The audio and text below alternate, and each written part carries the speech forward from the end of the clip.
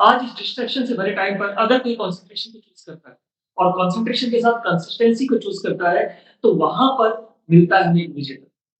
और ये जीत आम जीत नहीं है, ये जीत खास है। क्योंकि यहाँ पर युद्ध लड़ने वाले भी आप ही हैं, जिससे आप युद्ध लड़ रहे हैं, वो भी आप ही हैं। और जहाँ पर युद्ध लड़ा जा रहा है, वो भी आपके भीतर ही है। आज हम आपको मिलवाने वाले हैं अपने शाइनिंग स्टार्स, जिन्होंने अचीव किया है ऑल इंडिया रैंक, उदय नीलेश पारेख। यहाँ पर हम बात करने वाले हैं कि कैसे कोई अपने सपने को पूरा कर सकता है।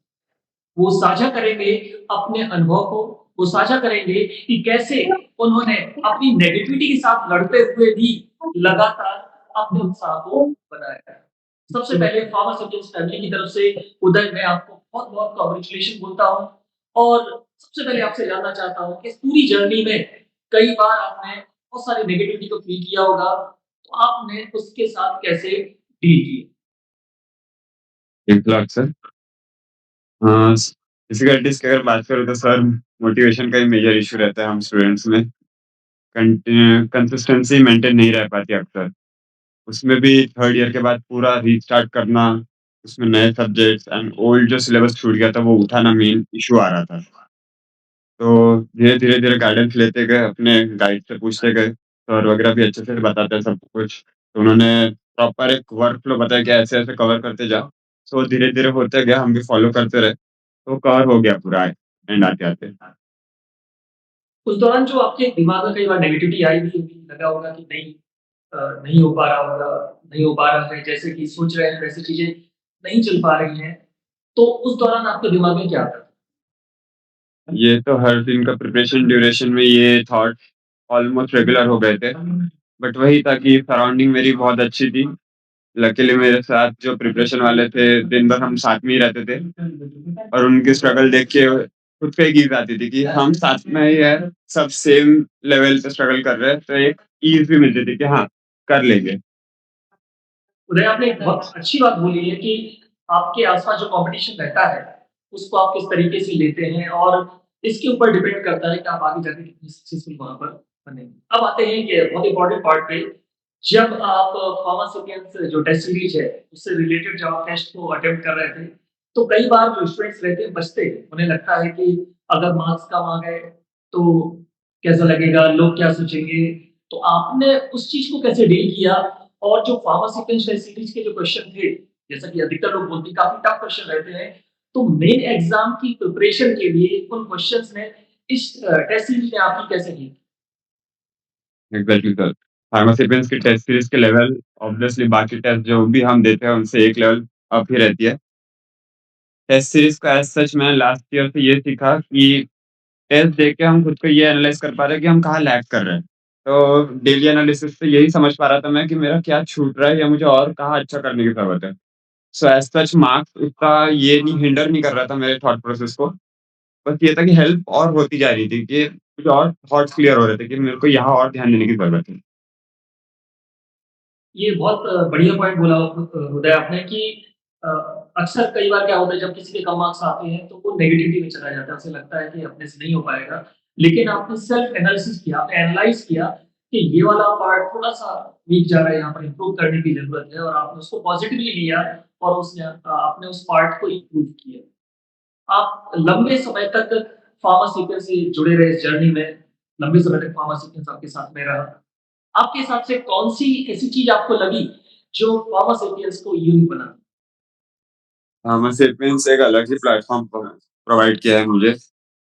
यहाँ के टीचर्स एज़ सच बस सिर्फ़ पढ़ा नहीं देते हैं, पूरा जो भी पढ़ा है कांसेप्ट से लेके हर एक डिटेलिंग ग्रास्प कैसे करना सब कुछ बताते हैं। तो वो एक अलग यूनिक लगता है मुझे यहाँ पे और उससे बहुत हेल्प हुई है मेरी। लाइक मुझे रिटेन करना बहुत मुश्किल जाता है बट यहाँ की ट्रिक्स हो गई या गाइड का पढ़ाने का तरीका, सब अपने-अपने यूनिक वेज़ में पढ़ाते हैं और अलग-अलग वे में फन वे में इंटीग्रेट करते हो स्टडी मेथड।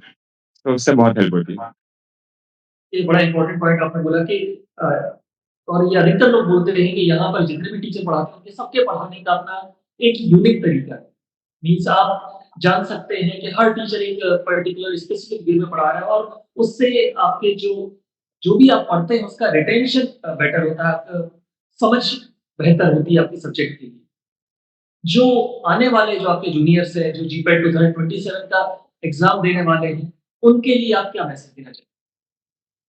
उनके लिए मेरा यही मैसेज रहेगा कि जितना रिटेन कर सकते हैं या जितनी कैपेसिटी है सबकी, बल्क में नहीं, क्वांटिटी में नहीं, क्वालिटी में ही रखिए अपनी एजुकेशन को। अपना जो भी टारगेट है, क्लियर रखिए पहले से ही। हर एक चीज़ आप समेटने जाएँगे, जितना है वो भी करने लगेगा। और दूसरा ये रहेगा कि जो पहले ही पॉइंट में कहा मैंने कि अपनी सराउंडिंग ऐसी रखिए कि एक हेल्दी कॉम्पिटिशन मेंटेन रहे। क्योंकि उन्हें देख के अपने आप को बूस्ट करने का एक आएगा खुद से। तो आपने बोला क्वांटिटी नहीं क्वालिटी में बिलीव करें। आजकल अ, बच्चे जो रहते हैं, स्टूडेंट जो रहते हैं, जो कॉम्पिटिटिव एग्ज़ाम की प्रिपरेशन कर रहे हैं, किसी भी कॉम्पिटिटिव एग्ज़ाम की प्रिपरेशन करें, उनके दिमाग में रहता है आज 10 घंटे पढ़ना है, 8 घंटे पढ़ना है, 12 घंटे पढ़ना है और वो सोच-सोच के ज़्यादा टेंशन में रहते हैं। मतलब वो पढ़ते कम है, सोचते ज़्यादा है। लेकिन आपने एक बड़ा अच्छा मैसेज उनको दिया है कि क्वालिटी पे ध्यान दें। ये ना सोचिए कि कितने आवर्स आपको वहाँ पर स्पेंड करने हैं। आप देखें कि उससे क्या आउटपुट वहाँ पर निकल के आ रहा है। और काफ़ी रिलैक्स फ़ील कर रहे होंगे। उदय आप घरवालों को कैसा लगा इतना बड़ा अचीवमेंट आपका आज आप टॉप 100 में आप रैंक लाए ऑल इंडिया लेवल का जो एग्ज़ाम है उसमें टॉप 100 में रैंक लाना बहुत बड़ा अचीवमेंट रहता है। घरवालों का क्या कहना था आपके इस अचीवमेंट? घर वाले एज़ सच ऑलवेज़ इतने सपोर्टिव रहे कि उन्हें कभी मेरे एजुकेशन से कोई यही नहीं रहा है सवाल। उन्हें पता है बेटा वहाँ पे है, खुद से खुद का खुद मैनेज कर लेगा, जो भी करेगा अच्छे ही करेगा। कभी वो सामने से पूछते भी नहीं थे क्या है, क्या नहीं। बस तू बता दे कौन सी एग्ज़ाम दे रहा है और क्या कर रहा है। तो ऑब्वियसली रिएक्शन बहुत अच्छा ही था उनका, दे वर प्राउड। बट वही था कि तू ठीक है ना वहाँ पे। एक बहुत बड़ा एक ऐसा लगता है कि एक बर्डन निकल गया हो लेकिन इस प्रोसेस के दौरान हमारे अंदर कुछ ऐसी मजबूती आती है जो जीवन भर हमारे साथ रहती है। हम लोग अक्सर बोलते हैं कि किसी भी कॉम्पिटिटिव एग्ज़ाम को क्वालीफाई करना बड़ी बात है, लेकिन उसकी प्रिपरेशन करना बहुत बड़ी बात है। क्योंकि प्रिपरेशन के दौरान कई बार क्विट करने का मन करता है, कई बार लगता है कि अपने से नहीं हो रहा है, कई बार दोस्त भी जो रहते हैं, आस-पास का जो सराउंडिंग रहता है, वो थोड़ा-सा नेगेटिविटी क्रिएट करता है। अगर कोई आपके सामने कभी ये नेगेटिव बातें बोलता था कि इस सबसे क्या होने वाला है, हो पाएगा, नहीं पाएगा, कभी आपके साथ ऐसा हुआ और आपने कैसे उसको डील किया? नेगेटिविटी तो सर कॉमन हो गया है। ना ही सराउंडिंग में खुद से ही खुद को सेल्फ डिग्रेड कर देते हैं कभी-कभी हम।